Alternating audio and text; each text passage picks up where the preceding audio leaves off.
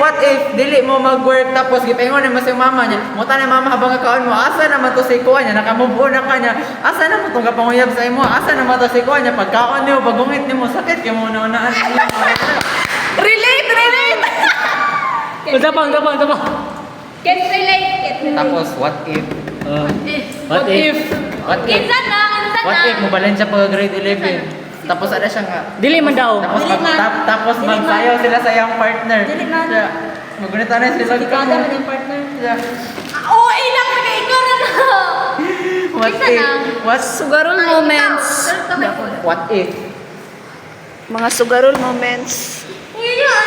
Bakit na? Drama pa na. Sige na. Ako na? Ako na? Ako naman. Ako naman. Ako naman. Mana ka, ganun na ka. Ikaw. Wow, hindi ikaw.